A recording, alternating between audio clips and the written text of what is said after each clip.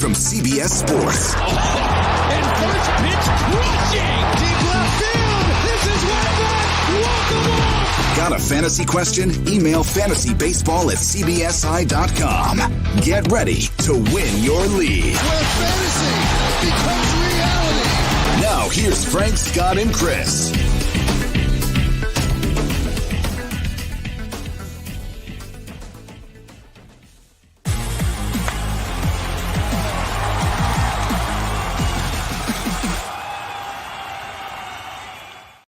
What's up and welcome into Fantasy Baseball today on Thursday, March 17th. Happy St. Patrick's Day and happy March Madness Day for those who celebrate. There's just something about this podcast that causes massive deals to go down as soon as we start or just before we start. But anyway, Freddie Freeman just signed with the Dodgers. Earlier in the day, Kris Bryant signed with the Colorado Rockies. We've got rankings debates and much more. But gentlemen, let's just jump right in and start with Freeman signing with the Dodgers on a 6-year, $162 million deal. Will join the fourth highest scoring offense last season in the Los Angeles Dodgers. Scott, obviously, the resume speaks for itself. One of the best hitters over the last decade in Freddie Freeman. The ADP as of now is 16.2. I know you have him ranked a little bit higher than that.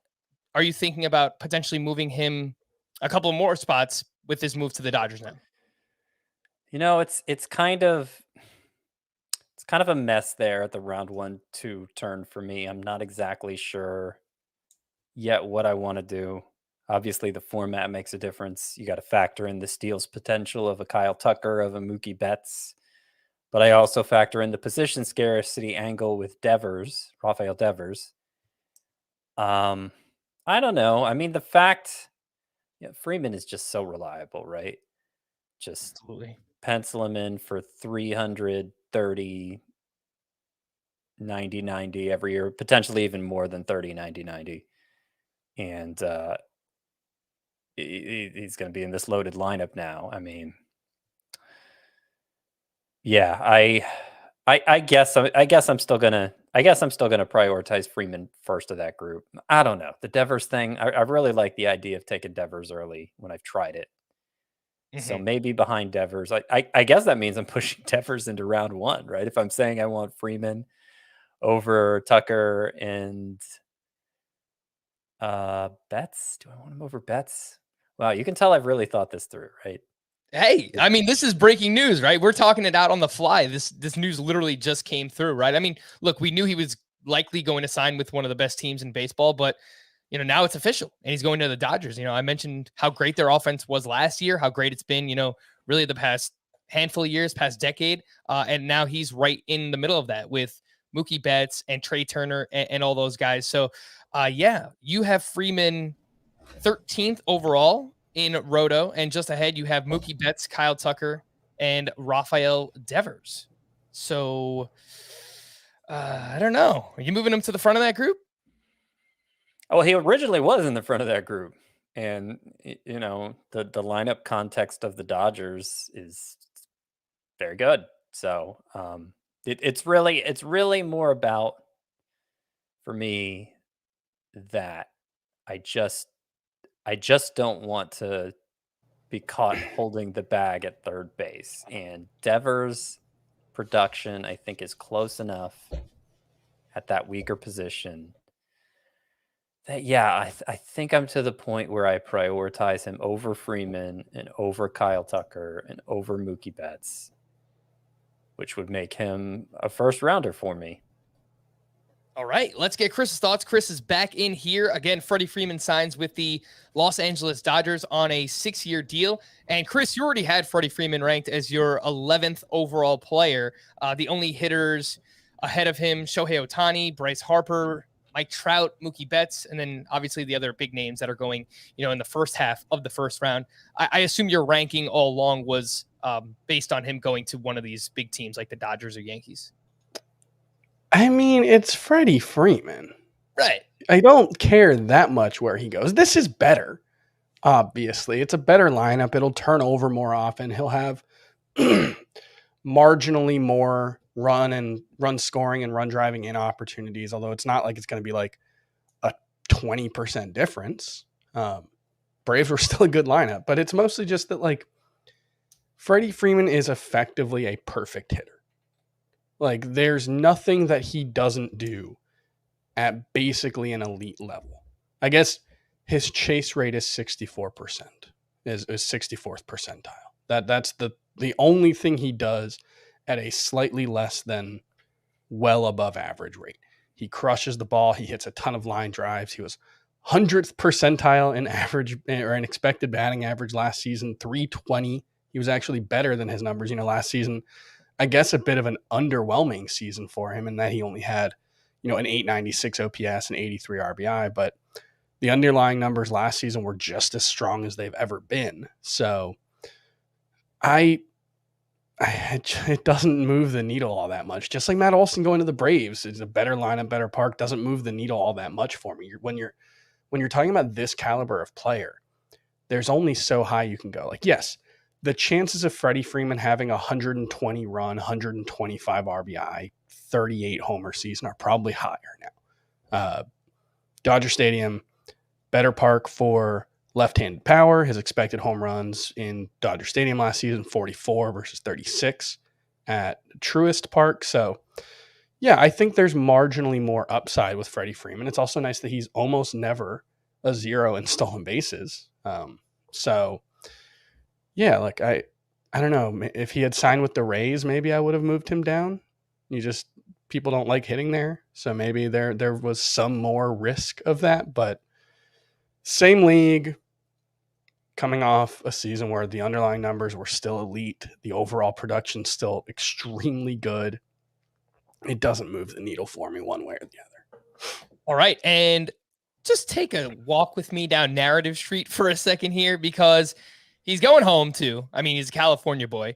And I wonder if we're going to learn about details about contract talks. I could just see Freddie Freeman, like a fire being lit under him, and he just goes out and has just a massive, massive season, like potentially the best of his career, like 300 plus batting average, 40 homers, all these runs, RBI, 5 to 7 steals, which he normally chips in. It just would not surprise me in Dodger Stadium with that lineup. But he's always been capable of that. Sure. That's the thing, is that we saw a version of that in 2020 when he won the National League MVP. Obviously, it was a smaller sample size, but like Freddie Freeman, he made a mid-career leap around 27 years old, and he's basically been one of the 5 or 10 best hitters in baseball every season since. All right. He is a bona fide first-round pick in head-to-head points leagues, and he's right there on the turn for those who play in roto and category leagues. Let's talk about Kris Bryant, who earlier in the day signed a pretty massive deal himself with the Colorado Rockies. Got 7 years, $182 million. Good for you, Kris Bryant. I am truly ecstatic whenever players get paid, and man, Kris Bryant got more than Freddie Freeman. Oh my! What happened? What are we even doing? I don't understand what's going on right now, but yeah, Rockies the financials on the Freeman thing is weird. Yeah, like they trade off Arenado. You think that they're doing the Rocky thing where like they're not competing, and then they go out and sign Kris Bryant. But if the Rockies had signed Freddie Freeman, if that had been a scenario, he probably gets more than Kris Bryant did, right? Like, yeah, this is definitely they obviously overpaid to get and it's not just they overpaid, it's we're a Mickey Mouse organization tax. Like, the Rockies are arguably the worst run organization in baseball, so like it's not surprising that they had to overpay to get Kris Bryant. Yeah, but why would they do that? Is the question. When they just traded away Nola and Arenado because supposedly they didn't want to pay that contract, and now I just said the whole thing about the Mickey Mouse organization thing. Yes. I mean, no, but it really, like, from what we understand about the way the Rockies organization runs, they are not at the bleeding edge of baseball thought, I think is the nice way to put it. I mean, there was They recently fired their the guy they just hired to head up their analytics department. They fired him like 5 months later, with no real story about it, but some whispers of they just weren't gonna listen. And so it kind of seems like the Rockies just have no plan. and it's just whatever Dick Monfort feels like doing at a given time. And that's why. For me, as someone who wants to see Kris Bryant hit 310 and put together like a massive stretch of seasons, I love it.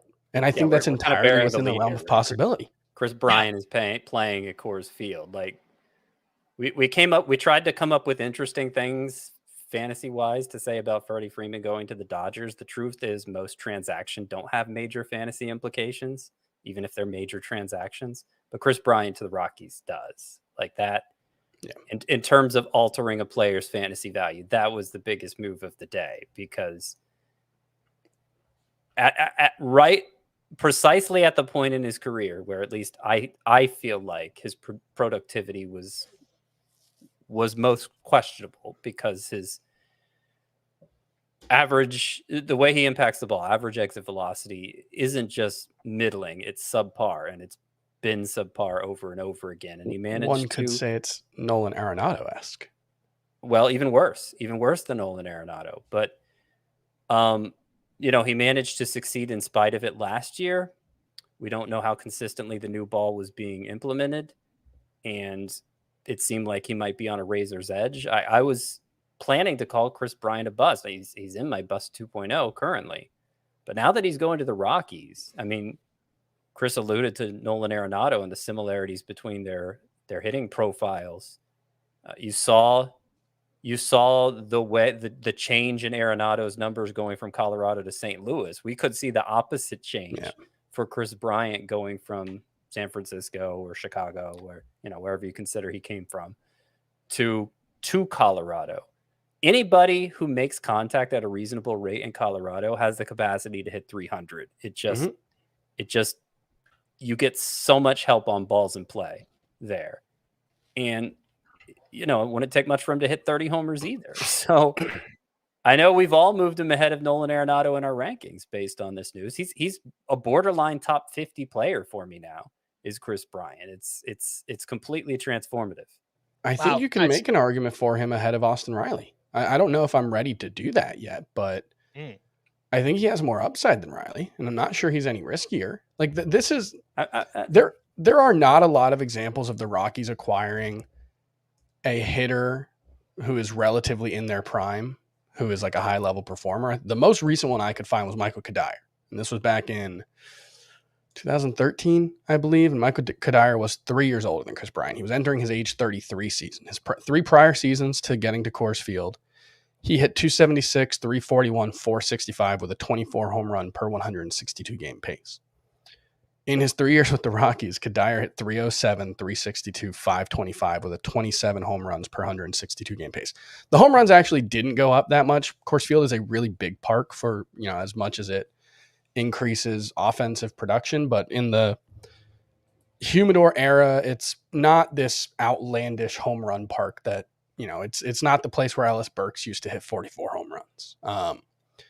But it's a really, really, it's still the best offensive environment in baseball, and there's not really a close second place. And I could see a scenario where Kris Bryant hits 310 with 35 homers and a bunch of runs and RBI and chips in some stolen bases too. I think it's just such a good outcome for him that I think he's right there with Austin Riley.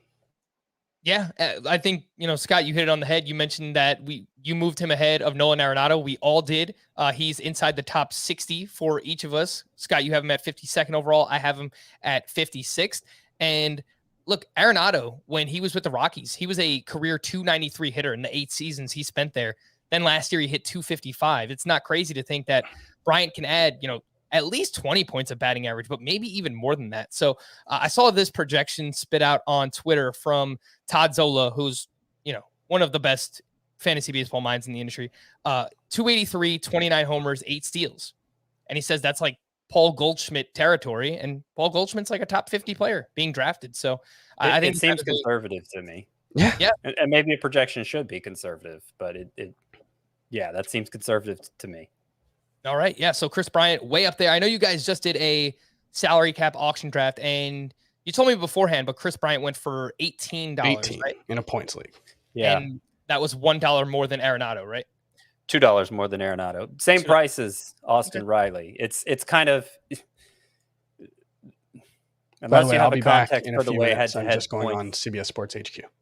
Okay. Okay. Unless you have context for how head-to-head points auctions play out, just stating the number that the dollar amount that they went for raw like that doesn't mean anything. But yeah, I would say the fact that he went for the same amount as Austin Riley and for more than Nolan Arenado shows that mostly people are on the same page with this. Yep. Someone did ask, Scott, real quick, put a ball in this Rockies conversation. Somebody asked if this hurts Connor Joe, someone that you and I like quite a bit. And it seems like Kris Bryant is going to play in the outfield. They have Ryan McMahon, who plays third base. They can mix and match, whatever. But Roster Resource has Sam Hilliard in center field, Raimel Tapia in right field, Charlie Blackmon at DH. Do you worry about this affecting our boy Connor Joe? Not in a significant way. I mean, it's ultimately going to come down to how much the Rockies want to play him. And, they have an additional lineup spot now with the DH coming to the NL, obviously. And what have Sam Hilliard and even Raimel Tapia shown? Not a whole lot. So it seemed like the Rockies were committed to playing Connor Joe down the stretch last year. I suppose that could change. But until I hear them say this is our starting outfield and it doesn't include Connor Joe, I'm going to assume it does. All right. So the stock way up for Kris Bryant. I would argue, Scott, you said that this was the biggest move of the day in terms of fantasy value. I would argue this is the biggest move all offseason in terms of somebody gaining value is Kris Bryant to the Colorado Rockies. So moving up about 40, 50 spots in ADP inside the top 60, top 50, and it's warranted. Other news and signings from the day. Hit the music. He's going home. He's going home. Zack Greinke. He signed a 1-year deal, $13 million with the Kansas City Royals. Last year, 4.16 ERA, a 1.17 whip. The strikeouts plummeted, but he did provide 171 innings, so still has the volume there. Scott, I looked a little bit deeper. He got destroyed his final 4 starts. I didn't realize that. He had an 11.74 ERA, those final 4. His first 26 starts, 3.41 ERA. Mm-hmm. I know that you've been on Greinke all offseason. What do you think about this move, the landing spot with the Kansas City Royals? Look, I'd rather him be with a contender, though. The Royals are about to break in a lot of exciting hitters. Bobby Witt potentially as soon as opening day.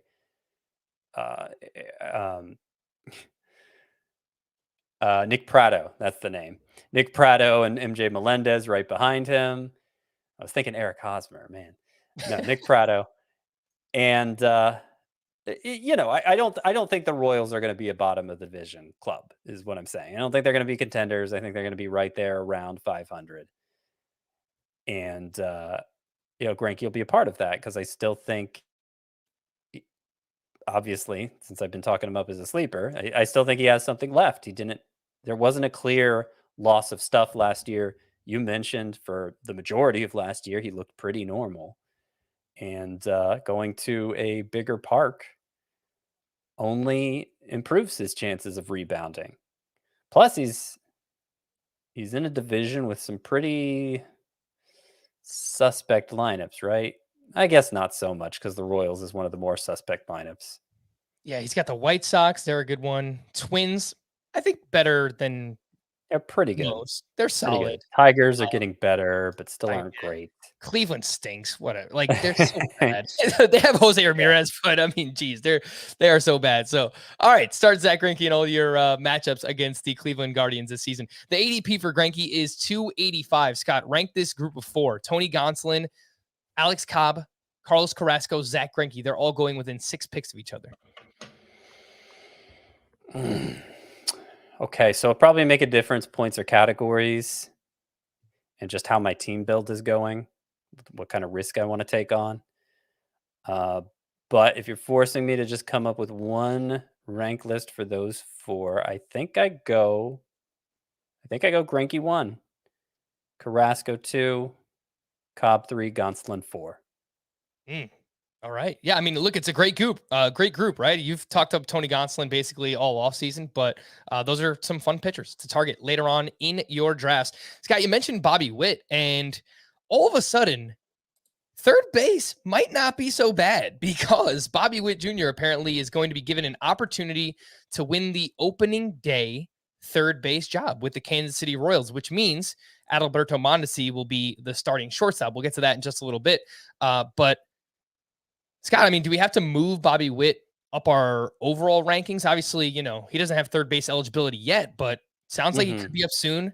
Lots of upside, prospect pedigree at a position that we really could use it.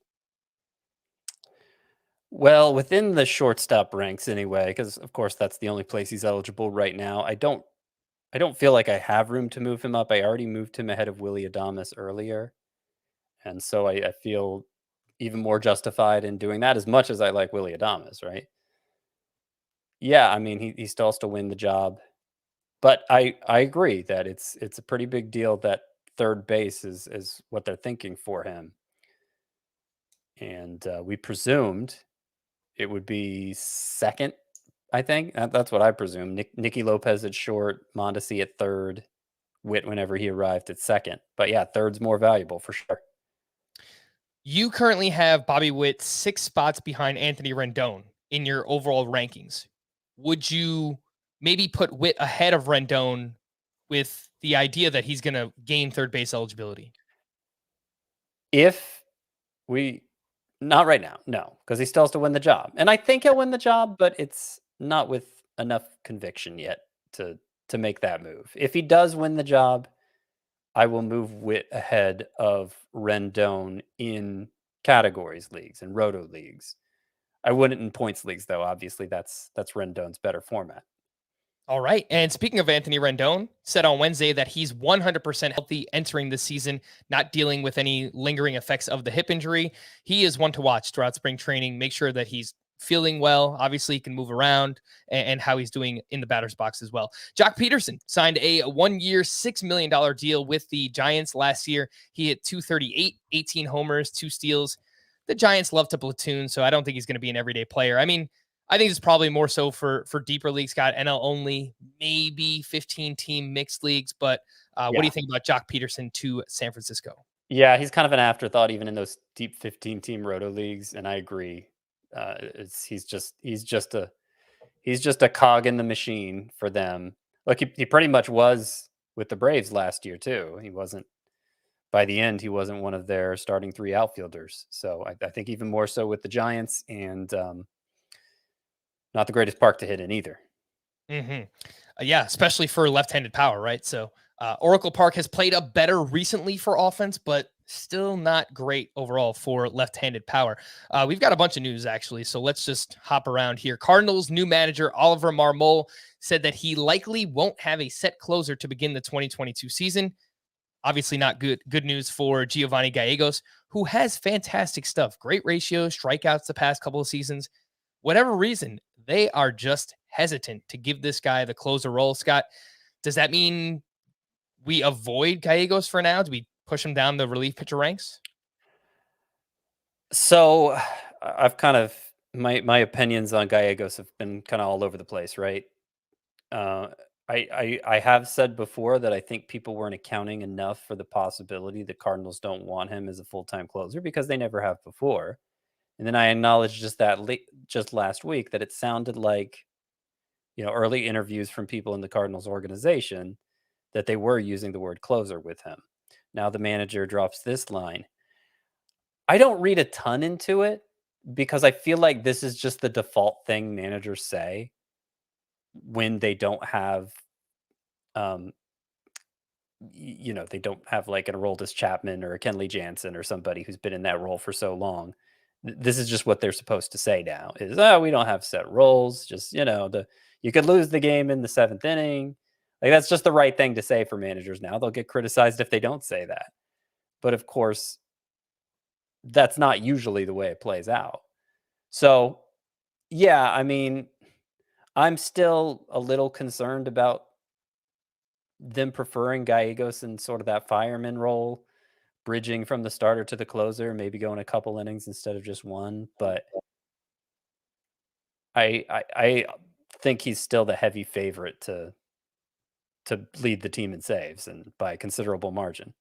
I think there's a level of gamesmanship involved too, Scott, where, if you don't have to reveal that someone is pitching in the 9th inning, why would you, right? I mean, you don't want to, give it away to the opposing team, right? So I think that we see a lot of that in baseball as well. Yes, Kris, I see you waving your arms. You are back, and nobody can hear you because you were muted for a second. How you doing? How was your hit on HQ? Oh, it was great. Big Just movie great. star. I think everybody was happy about it. All right. I got to say, the commenters are all wanting me to react more emotionally to the Freddie Freeman signing. I was trying to avoid it because I think people are getting tired of it.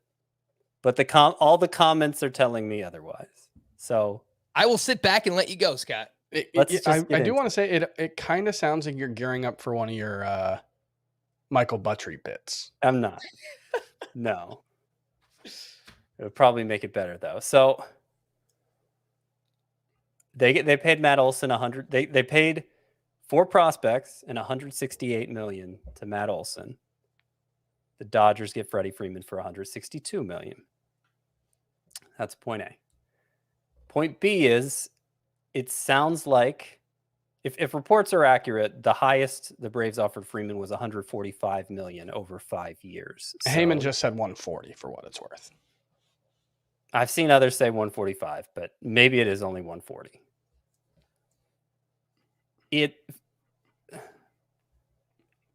For that extra year, it's not as much more money total as you'd expect for getting an extra year, right? I feel like it doesn't make sense for Freddie Freeman to do this. I feel like it doesn't. I don't really understand what happened here, because the Braves weren't that far off. And supposedly all of last season, after winning the World Series, he's like, I'm a lifelong Brave, blah, blah, blah.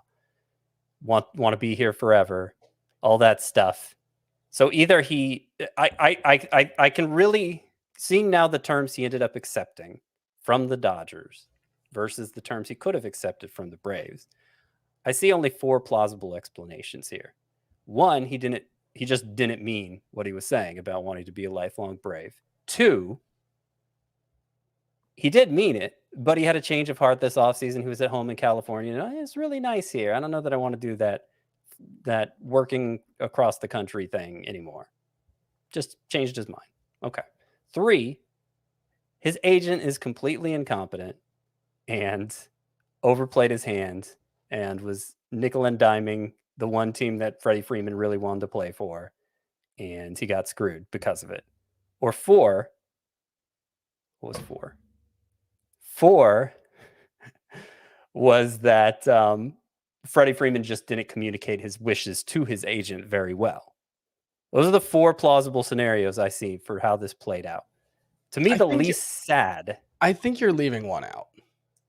Just, I'll take more. I'll take whoever gives me the most money, but that would seem to contradict with number 1. We have reports that the Braves apparently didn't communicate with Freddie Freeman their intentions to trade for Matt Olson. And so that indicates potentially I feel like that falls into category 3, agent incompetence. I think you're leaving out the potential that just like he felt disrespected by the Braves. Like, I'm the guy who won MVP. I'm the guy who helped carry your team to this point. I know you guys are printing money, $314 million in profit over the past 5 seasons. I know that in 2028, when you guys are so terrified about the prospect of me making $4 million than Matt Olson, that you're going to be paying $24 million combined for Ozzie Albies and Ronald Acuna. When you say you intend to be a lifelong Brave, there is... I don't think that means you have to take a hometown discount.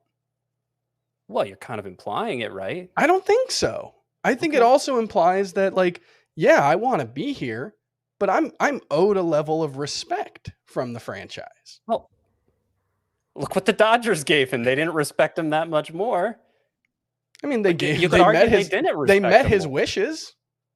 He wanted the Only 6th after year. the The door Braves was never closed. gave him a 6th year. Only after the door was closed. I don't think that's true. Okay. You think the Braves traded for Matt Olson and all of a sudden the Dodgers are like, oh crap, we got to add a 6th year? That Freddie Freeman had less leverage. True. Well, he could have taken it earlier. Right. To me, that potentially says that he wanted the Braves to offer more. Right. And when they didn't, he said, screw you. Okay, getting back to my 4 points. I think number two, which was, I'm forgetting what the numbers were now. Number 2 was he had a change of heart in the offseason to just want to stay home. That is the least, that's the one that's not as sad as the others to me. So that's the one I choose to believe. And the thing is, we're never going to find out. Maybe he'll write, his memoir after he retires and we'll find out then. But almost certainly we won't find out before then. So you just got to pick what you believe and go forward with that. So hopefully that was a good enough rant. I need to see Alex Anthopoulos cry one more time to really believe it. Scott, I feel like we're getting, not yet, obviously, you've got a more in the loss of Freddie Freeman, but we're getting closer to closing the door, especially after your son drew that fantastic picture that you posted on Twitter, right? Try and cheer you up. Yeah. See if I got it here. Look at this. So what this says is, I hope you feel better soon. And I kind of gave him a funny look when he gave it to me. And he's like, not because you're sick, because you're sad that your favorite player is gone. Ah, that's great. So I was like, wow, I'm really mopey, aren't I? I think we're just at stage 3. Monday was anger. Monday was denial. Tuesday was anger. Today's bargain. That sounds like bargaining to me, baby. Tomorrow's depression. By Friday, you're off Friday, Scott. Friday's acceptance day. There you go. There you go. Let's get back into the news and notes. I do want to get to some rankings debates as well today. Mentioned some good prospect news earlier with Bobby Witt. Let's get to the bad prospect news. Adley Rutschman shut down with a tricep strain. Manager Brandon Hyde is hopeful that Rutschman will be out for just 2 to 3 weeks. Scott, do you just avoid Adley Rutschman right now with this injury? Yeah, I mean, look, it's going to be really hard to stash an extra catcher on your roster. That's why I've seemed less eager to draft him in the first place, because while I think there's a pretty good chance Witt makes the Royals opening day roster, I think there's almost no chance Rutschman, even if he was healthy, would have made the Orioles roster. So yeah, in 2 catcher leagues, maybe I draft him. In 1 catcher leagues, he's outside the top 12 for me. Which one's the tricep? Is that this guy back here, or is that the forearm? It's that guy back there. Back here, okay, the the back here. Side of your back. That's less concerning, I guess. If it had been like a forearm, then maybe it'd be like, we've seen this before with an Orioles catcher. You don't want to have Tommy John surgery. That would be a worst case scenario for a catcher, especially. Triceps injury, I don't worry too much about it. Hopefully it doesn't delay his timetable too much. But yeah, I think he's not going to open the year on the major league IL, so you're not going to be able to put him in an IL spot. So it does make it a little trickier. The Padres officially signed Nick Martinez to a 4-year, $20 million deal, and it looks like he's going to be in the Padres rotation. That's the guy who used to pitch for the Rangers. If you've been playing fantasy baseball for a couple of years, 2014 to 2017, he wasn't great, but last year in Japan, kind of like reinvented himself, 1.62 ERA, almost a strikeout per inning. A name just to watch in deeper leagues. NL only, deeper mixed 15-team roto leagues, stuff like that. Jeremy Pena was named the front runner for the Astros starting shortstop job, unless, of course, they signed somebody like Carlos Correa or Trevor Story. Last year in 37 minor league games, Jeremy Pena hit .297 with 10 homers and 6 steals. Another name to watch in deeper leagues. Amir Garrett was traded to the Royals in exchange for Mike Minor. According to Reds GM Nick Krall, Luis Castillo and Tyler Mahle will not be traded. Not sure that I believe that. Deep League bullpen information. Tyler Wells of the Orioles may be moved into a multi-inning role this season. So I've seen Cole Sulser, Jorge Lopez thrown out there, Tanner Scott's name. It's the Orioles closer, so it's not great anyway. The Cubs signed both David Robertson and Chris Martin. Maybe compete in the back end there with Rowan Witt. Can we get a Coldplay drop for when we mentioned Chris Martin? Maybe just the no, Frank. You don't got that one. No, I know who Coldplay is, but Chris Martin is the lead singer of Coldplay, in addition to being the new Cubs reliever. Gotcha.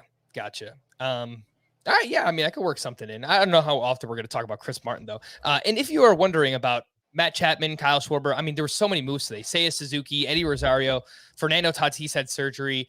Chris Sale is hurt. Chris and I did an emergency podcast earlier on Wednesday, so you can listen to that to get our thoughts there. And Scott wrote a bunch about all of it on the site. So cbssports.com/fantasy/baseball. Before we hit the break, the madness is here. Don't miss a moment of the action on CBS, TBS, TNT, and True TV, and download the March Madness Live app to watch every game, anywhere, anytime, live. And if you want to stay up to date with everything that's going on throughout the course of the tournament, you need to be listening to the Eye on College Basketball podcast. It's your audio guide for the entire tournament and everything you need to know about your brackets.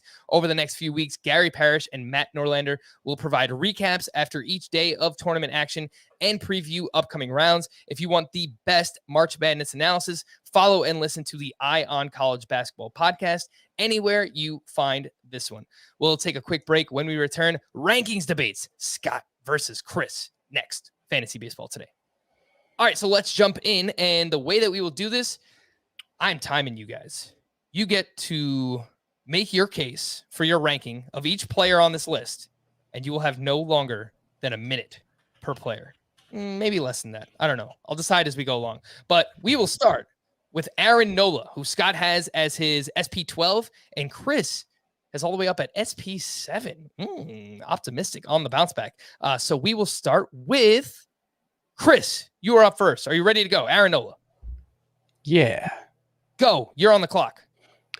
So part of this, I think, is I don't know if Scott has moved Zach Wheeler lower than this place. I'm not 100% sure on that. But Nope. Look, for me, it's just that Aaron Nola, for as bad as he was last season, 4.63 ERA, nothing in his underlying numbers really jumps out to me to explain why it happened. He struggled with runners on base. It seemed like there was bad, blanking on the term, but just bad luck, generally speaking. Like his ERA, his FIP, his XFIP were all well within the normal ranges of his career. 337 actually across the board, which is weird. xERA, FIP, and XFIP all agree that he was about a run and a half better. He's someone that you can pretty regularly rely on for big innings, big strikeout totals. And I just don't think there's been a significant change in skill set. So I just trust him more than the guys going as low end SP1s. You're falling. Bad job, Chris. You went over by 7 seconds. So I will dock that off the next time that you talk about it. I mean, I don't have like a clock in front of me. I'll hold it up next time. I'll hold my phone. Yeah, it's like this isn't PTI. We don't have the ding going on. Come on. That's fair. All right. So Chris made the case for Aaron Nola. And Scott, I don't think that you're necessarily down on Nola, but Chris is just more excited about him than you are. So why do you have Nola ranked at SP12 rather than inside the top 10? Well, I mean, I basically agree with everything Chris said, except for the last sentence that what did he say? I trust him more than some of the other. Yeah. I mean, we just saw what can go wrong for Aaron Nola, and it was worse than I think could go wrong for Sandy Alcantara or Julio Urias. Plus, there's just a little bit of like, I don't know, gamesmanship, I guess, where I don't feel like I have to rank Aaron Nola higher than this to draft him, you know? So that's part of it too. All right. Good job, Scott. You only used 46 seconds. You'll earn more time later on. Yeah. Look, the biggest issue for Aaron Nola last year, he gave up so many fly balls. So it's just like different than what we've seen from him in the past. And ultimately it led to more home runs and he got hit around a little bit here and there. And that is true, but xERA and XFIP in theory account for that. and they don't suggest that he was anywhere near as bad. That seems like the obvious explanation. He did have his lowest ground ball rate of his career, 40%, but it didn't. It was tied to a lower home run to fly ball ratio, so it didn't actually lead to that many more home runs. I don't think that explains it. It's weird. Aaron Nola is just weird, man. You look at his career ERA, like just by season, 4.63 last year, 3.28 the year before, 3.87, 2.37, 3.54, 4.78, 3.59. So he's jumped around all over the place. He's fine. I don't want him as my SP1. That's what it comes down to for me. If he's, if I invest in pitching early and he winds up as my SP2, fine. But I don't feel good about him as my SP1 personally.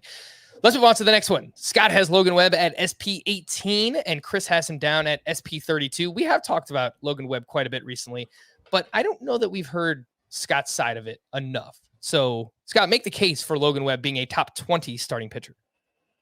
Well, Frank, he was a stud over the final 3 months last year, a stud in every respect. And that was after returning from a shoulder injury. He went 6 innings plus in 12 of his final 14 starts, 2.68 ERA. Just taking into account his full season stats, his ground ball rate was higher than any qualifier. I think it was behind Framber Valdez by a significant margin. Framber Valdez was also a non-qualifier. But like ground balls are something we know Webb's capable of all along. And so, I mean, the fact that he's proven he can consistently pitch deep into games and his skill set is so suited for run suppression, and he's in that big park and he's got that great supporting cast. It's just like he checks all the boxes except for, he's only done it once. Kris has brought up the point that it came out of nowhere, but I kind of dispute that. Because I was really high on him going into last season. He's unveiling this new changeup in spring training, was getting a lot more whiffs. He didn't use it super consistently last year, but there were games where it looked like his best pitch. So, I think more likely than not, Logan Webb is legit, and there are only so many assurances you can get at starting pitcher anyway. All right. 1 minute and 40 seconds. How dare you? Yeah, Kris. that felt like a long time. I took a winding path to my point. We're gonna string me up for an extra 7 seconds. Seems unfair. I might just have to ban Scott from the next one. Sounds like the judge is biased. I think we need him. I think we need Scott around. All right, Kris, you have Logan Webb much lower, SP32. Make the case against. Yeah, I've got him as a bust, and partially it's concerns that what we saw last season wasn't entirely real. I feel like there's an overreaction to that 14 start stretch or whatever small sample size you want to cut it up into. It's a small sample size nonetheless. Like, he made 19 starts before 2021. Yes, he made changes to his arsenal, and that's great, but he was really bad in those first 19 starts. And, his minor league track record is good, but not necessarily the kind of production that screams future ace. 337 ERA, 1.32 whip, 8.2 K per 9. So there's a lot riding on this 14 game stretch being reflective of a legitimate and real change in his skill set. In addition to the fact that he missed time with a shoulder injury last season.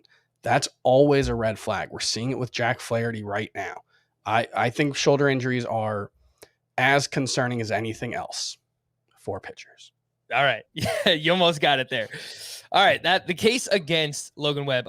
You've talked me out of him a little bit, Kris, recently, more so the shoulder injury than anything. I like the changes he made to the pitch mix last year. Obviously, the ground balls are fantastic. It's a great venue. It's a great organization to pitch for, too. So I lean closer to like where his ADP is at, but I understand the concerns. I don't know why the shoulder injury is concerning when he's already like the best stretch of his career came after it. So the shoulder's obviously okay. It's fair. Right? Like, what are we worried about? I don't know if it's okay, though. Like, that's the thing is that, how would he have pitched so well if it wasn't okay? Well, because we see guys pitch through, come back from injuries look like themselves and then suffer setbacks. Like, that's not something that's out of the question. That's not something that we don't see. So I don't think that necessarily proves that it's not a risk. He's a pitcher who had a not insignificant shoulder injury last season. I don't see how that can't be viewed as a red flag. And just because we haven't heard about it yet in spring doesn't mean that we won't. Just what was the injury? What's up? What was the injury that was so significant? What was it called? I mean, he missed like 8 weeks with a shoulder injury. That alone is not nothing. Well, yeah, but he's a major league. Whatever. I don't agree. I don't agree. But like you were about to say, yeah, he's a major league pitcher. But yeah, the baseline injury risk is incredibly high for all pitchers. So when you're inviting it in with a guy who, one, it's a small sample size that we're judging him off of. Like, we're effectively where he's being drafted and ranked this year. To a certain extent, we're kind of saying everything before the shoulder injury just doesn't really matter all that much. Well, that's how progression usually works. Yeah. Right. Assuming he's progressing and assuming that there's no injury risk. I think, though, there are compounding risks in his profile.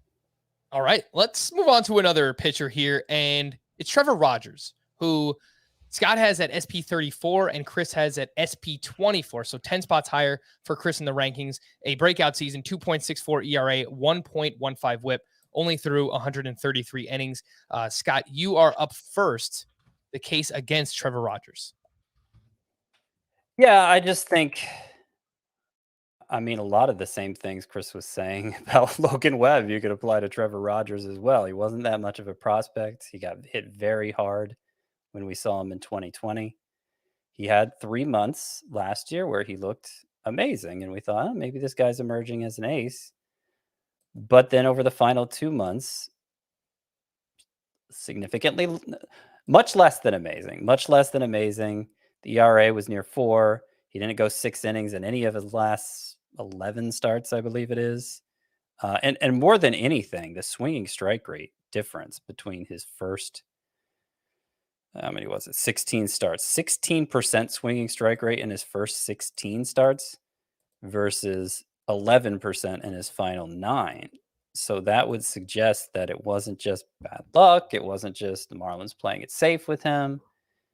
I'm not convinced I know who Trevor Rogers is as a pitcher, and so that's a lot to pay considering. All right, but a little bit better that time, over by like 5-6 seconds.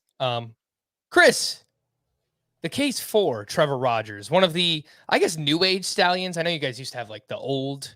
Oh, he's definitely a stallion. Yeah, the stallions are still in force, and each one is more magnificent than the last.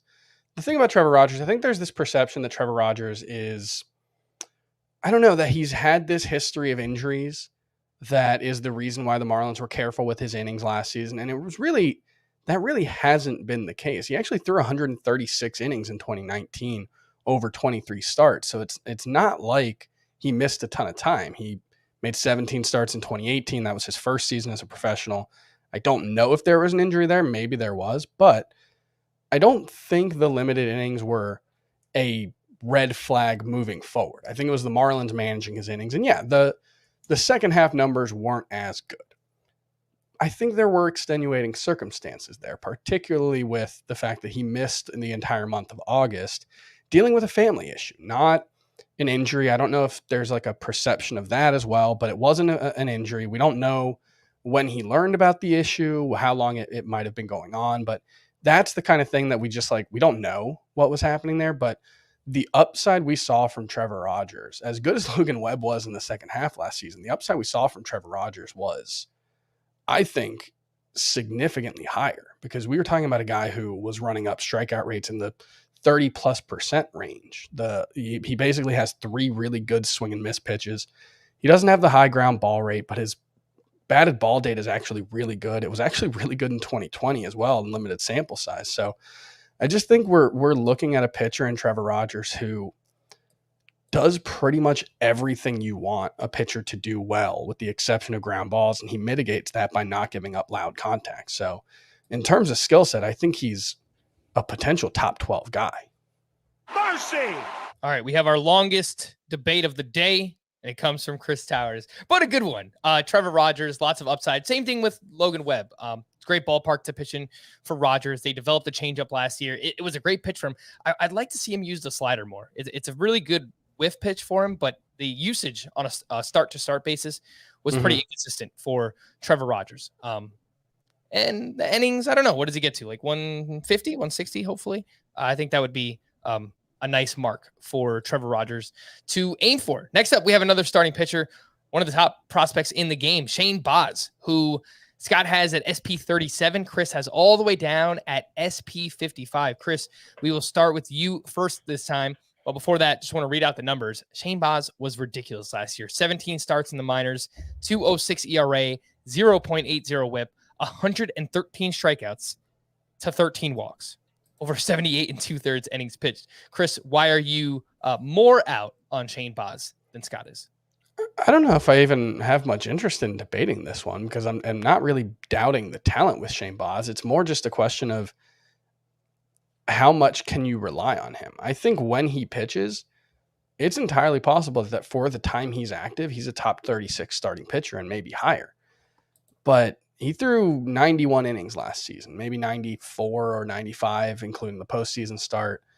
That's an especially low number. And that would require an incredibly conservative Tampa Bay Rays team to, do a 50 inning jump to get him to the point where you're not worried that he's either going to be shut down at some point or severely limited. So I don't know what the shape of a season for Shane Baz is where he finishes as a top 40 starting pitcher. All right, good job. 47 seconds there. Scott, what are you thinking about Shane Baz this year? What is a fair innings projection this upcoming season? I can't really see him going past like 140. So it's just where in your rankings are you comfortable accepting less than a full workload from a pitcher? That's really what it comes down to. And I have Baz behind all the guys who I think are capable of doing what he does or nearly like of delivering something close to ace level production over more innings than he's going to pitch. And kind of Baz is the top pitcher I rank after that group. So I have him behind, correct me if I'm wrong, but I have him behind like Adam Wainwright and Chris Bassett, big innings eaters, both of them. I have him behind Dylan Cease and even Trevor Rogers and Shane McClanahan. All of those guys have innings concerns themselves, though not as stark. So it's just rather than settling for the Sean Manaea, Nathan Eovaldi, Tyler Mahle tier, who almost certainly aren't going to give you ace level production, even if it's over more innings. I think I'd rather have Shane Baz. It's worth pointing out, though, that I can't remember a single mock where I've been in a position to draft Baz, so I don't see much reason to move him down. If I was drafting him way too much, it'd be different. Yeah, there's a lot of people who like him, and rightfully so. The talent is there. The stuff is ridiculous for Shane Baz. We saw it final 3 starts of the season where he was in the majors. He looked great. It's just, what is the workload going to look like? We have that concern for a lot of pitchers going in a similar range. Clayton Kershaw and Pablo Lopez with his shoulder and Carlos Rodon with his shoulder. So lots of injury concerns or workload concerns for young starting pitchers like Shane Baz. Let's do one relief pitcher one. Haven't heard your thoughts on this player, and it is David Bednar, who is with the Pittsburgh Pirates. Scott has him all the way down at RP 38. Chris has him at RP 25. Last season, the Pirates had 3 different players with a save, and after they traded Richard Rodriguez away, Chris Stratton converted 7 out of 10. Obviously, Bednar converted the other 3. Scott, you will go first here. Why so low on David Bednar? I don't think he's going to start out as the Pirates closer. I do think he's the Pirates' best reliever, and maybe he ends up there over the long haul. But how deep does your league have to be for you to hold on to the prospective closer for that long? It has to be pretty deep or a very special format. So I'm just not that interested in drafting him, except in leagues deep enough that you have to speculate for saves. I'd rather have Chris Stratton to start out. I think there are financial reasons arbitration down the line, the Pirates will want to keep Bednar from getting that many saves. And obviously they're not looking to compete or anything. As long as Stratton doesn't totally melt down, I think they would prefer to stick with him. The difference in ADP too. Bednar is going pick 223. Kris Stratton outside of the top 500. So I guess last year just never happened. Kris, I not to rob from Chris's time, but it's worth pointing out they did split saves down the stretch, but I think toward the end Stratton was getting more. And I read some articles where it sounded like the Pirates coaching staff was talking him up as the closer. So that kind of influenced my thinking too.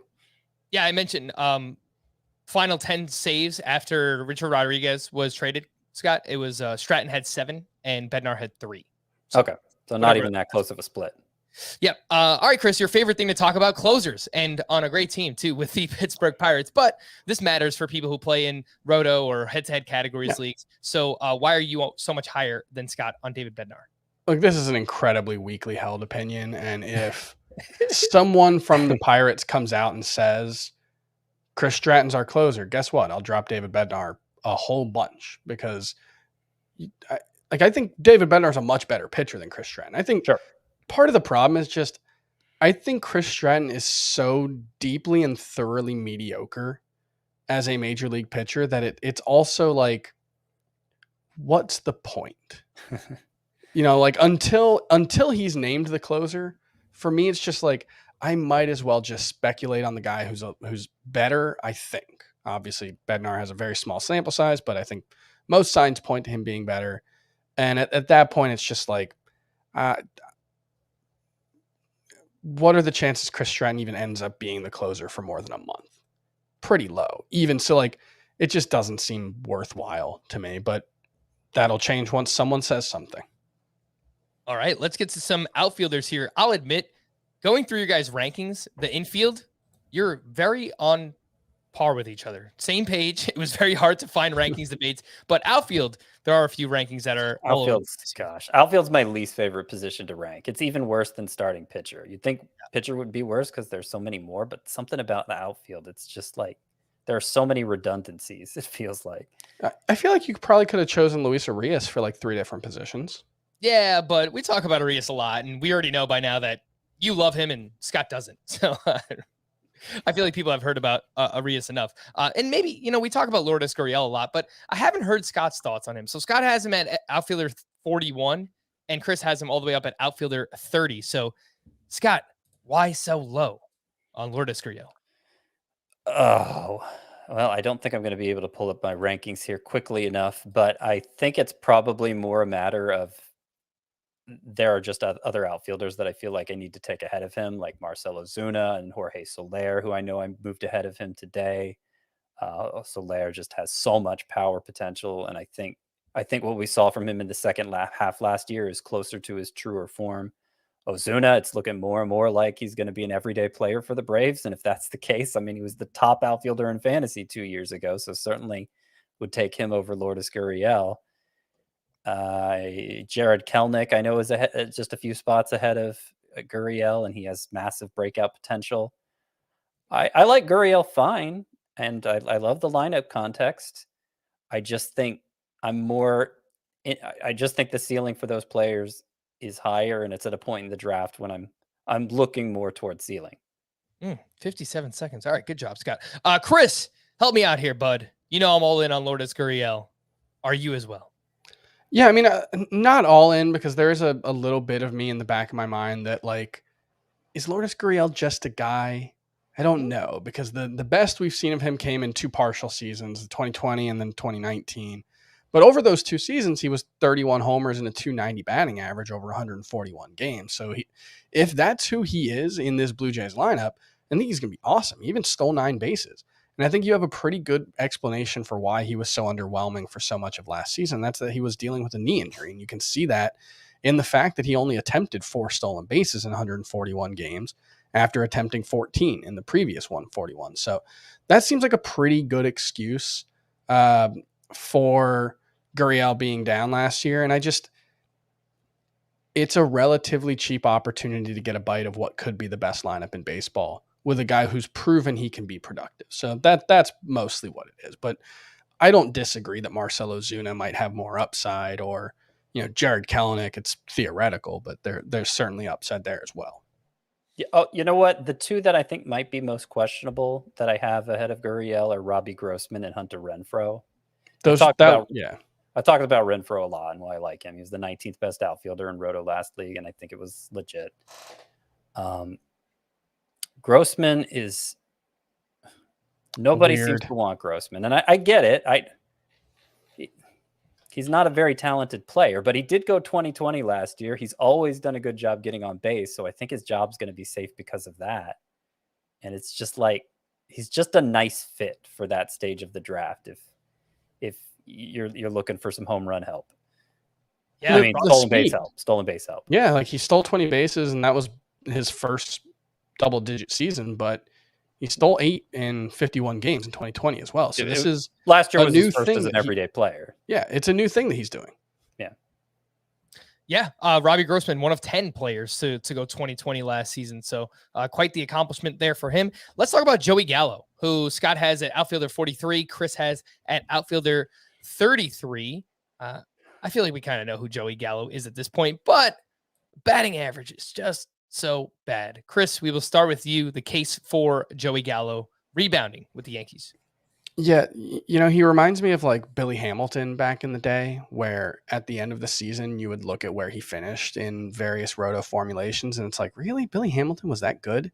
I feel like Joey Gallo could be that kind of guy. But it's also like, there are so few players with the legitimate difference-making power that Joey Gallo has. I mean, we talk about like Kyle Schwarber as someone who we think can be a 40 homer guy. Well, Joey Gallo's done it twice, and he hit 38 last season. And if you ask any Yankees fan last season, they will tell you that he's the worst player in baseball. So like that kind of tells you, like, I think last year was closer to a worst case scenario for him than the most likely. I think 77 RBI especially feels low for a guy who hits 38 home runs.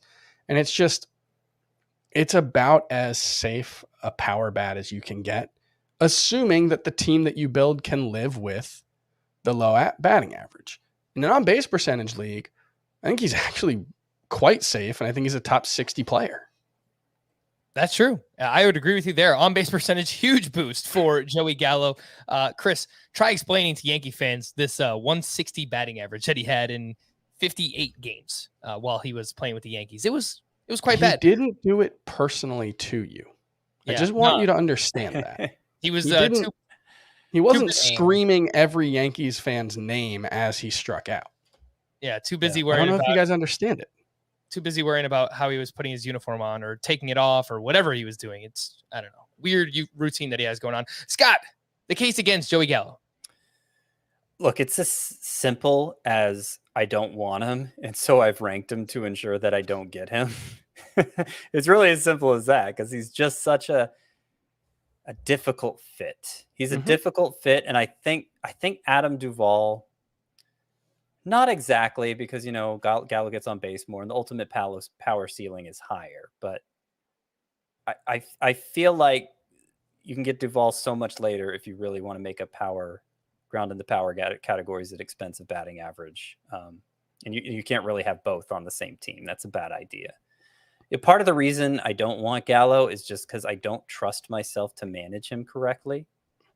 He is so streaky, and like when he's bad, there's just nothing happening there, and it can be for weeks at a time. And I don't trust myself to ride it out, to keep taking those awful stats and not try and improve my team's standing while I'm waiting for Gallo to get back on track. I trust him to get back on track. I don't trust myself to trust him to get back on track in the moment it's happening. This kind of gets to like the old, I feel like it was an Anthony Rizzo debate, the like he's due or he's streaky thing that we used to do with Adam, and like with Gallo, it's like, oh, he's streaky, so ride him while he's hot. And it's like, yeah, but do you ever really know when a player is and isn't hot unless it's after the fact? Like, when a player is present. Yeah, no, that's what I'm saying, is that know when a player is presently hot. Mm-hmm. But does that really tell you all that much? about whether they are likely to continue to be hot moving forward? I think no. And so I agree with you. Like he's just a frustrating player, and it's the kind of guy that like you have to intentionally build your team and then intentionally ride it. Yeah. And that's really difficult to do. I've tried to do it before. Yeah. I've tried to do it before, and I hated it. I just hated it. I hated having Gallo, so I don't want him anymore. No, that's fair. Yeah, a very frustrating player when he's cold, but a very fun player to watch when he's going hot. Let's just do one more here. Someone I feel like we haven't talked about at all really this offseason. Avisáis Garcia, who signed with the Miami Marlins. He is outfielder 60 for Scott. He is outfielder 45 for Kris. And Scott, we'll start with you this time. Why so low on Avisáis Garcia?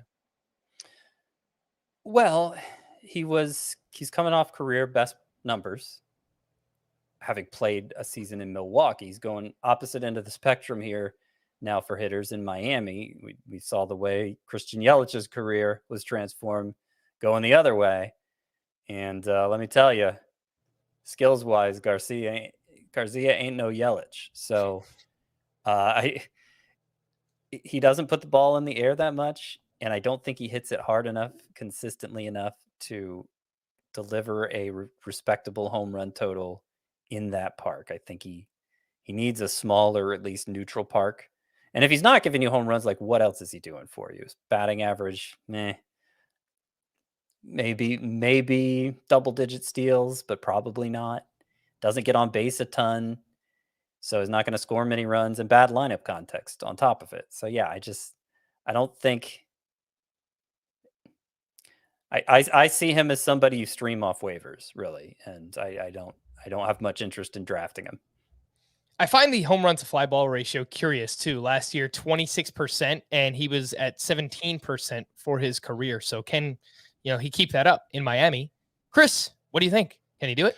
For what it's worth, the expected numbers were actually even better for him, which has been a consistent theme throughout his career in the StatCast era. There has only been one season back in 2017 when he outperformed his expected stats. That's weird. Yeah. And expected stats also account for the venue he's playing in, right? So yeah, but not environmental factors, and they don't account for speed. He is a quite fast player, so that would actually be something that you would think might work in his favor, but it hasn't been the case so far. But no, I get it, and I think there are a lot of reasons to think he's a relatively unexciting player. But I also look at the numbers over the past 5 seasons. He really took a step forward in 2017 in a lot of respects, and there's been ups and downs since then. He's had 2 really bad seasons, 1 really good one, two good ones, I would say, and then 1 kind of mediocre one. But overall, his 162 game pace, 278 average, 26 homers, 90 RBI, 8 steals, 81 runs. It's not a great lineup, but I don't think the counting stats, if he does that, I don't think the counting stats will be so bad that he's unplayable. And I do think there's a lot to like about the underlying skill set that he's shown over the last few years. I do think he hits the ball hard enough to be, not a 26% home run to fly ball ratio guy like he was, but, maybe high teens. And if he can be a 25 plus homer guy and potentially steal 10 bases and potentially be pretty useful in batting average, I think there's a lot of guys with a profile like that we chase. And Avisáis Garcia gives you a very cheap opportunity to get that kind of profile. All right, let's just quickly check the ADP on Avisáis Garcia. He is going right now 174.4. So going just behind Marcell Ozuna. I would rather have Marcell Ozuna. Of course. Assuming he's playing the normal role and that, his numbers will be better. Yeah, and Ozuna, I know, Scott, you mentioned him earlier. He's climbed inside of the top 40 outfield ranks for each of us. So I think he's right around 35 or 36. And, if he has a good spring, could see him potentially climbing even more. But we're going to wrap there. Who won the rankings debates? Let us know in the YouTube comments or tweet at us, and we'll talk about it. Let's have some fun. We're going to wrap there. Scott and Kris, I am Frank. Thank you all for listening and watching Fantasy Baseball today. We'll be back in tomorrow. Bye-bye.